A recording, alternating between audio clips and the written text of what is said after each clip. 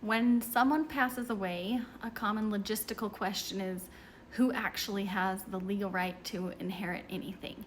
And most people assume the answer is simple, like the estate automatically goes to closest family members. But here's something that can surprise a lot of people. The law doesn't always follow family expectations.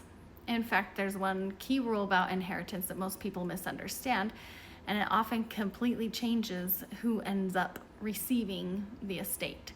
So before you assume you know exactly who the legal heirs are, let's talk about a few things. When someone dies, emotions are already really high, and then the legal process begins. And suddenly, already stressed out families start hearing terms like probate, heirs, and intestate, and confusion can really set in because people often assume my spouse automatically gets everything or my kids automatically inherit everything, but that just isn't always how it works. And when there's no clear understanding of who the legal heirs are, it can lead to serious disputes, delays, and sometimes, unfortunately, even lawsuits between family members. So here's what makes this even more complicated. Who actually inherits can change depending on whether there's a will or whether there isn't.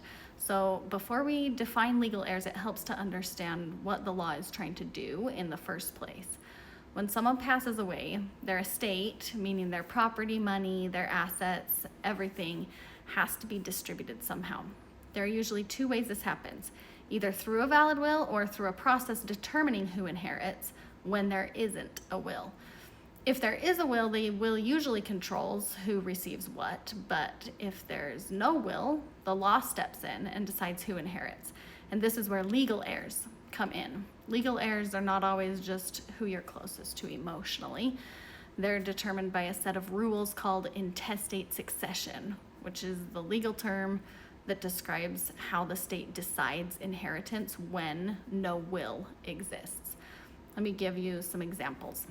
Imagine somebody passes away without a will and leaves behind a spouse and children. Most people assume that everything automatically goes to the spouse. But in some situations, the estate may be divided between a spouse and the children, depending on state law. Or, for example, imagine a situation where someone passes away and leaves no spouse, but leaves children. In many cases, the children become the primary legal heirs, but the law may also look to parents, siblings, or even more distant relatives. Sometimes families are shocked by who actually has legal rights, because one of the biggest mistakes people make is assuming inheritance always follows emotional closeness. But the law does not measure relationships by emotional connection. It follows very specific legal structures. Another common mistake people can make is assuming that a will is always required for inheritance to happen. But when there is no will, the law still has a system in place for the transition of an estate.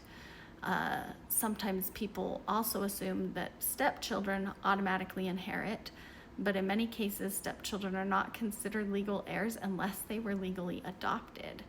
Legally, inheritance rights depend on specific legal relationships, not informal ones. So, who are the legal heirs of a deceased person? In general, legal heirs are the individuals recognized by law as having the right to inherit an estate when there's no valid will, or in some cases, when a will doesn't dispose of all the assets of an estate. Typically, legal heirs are determined by a hierarchy set out in state intestacy laws.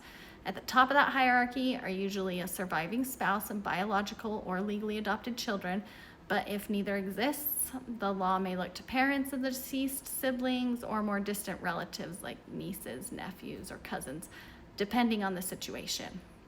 But here's the most important part.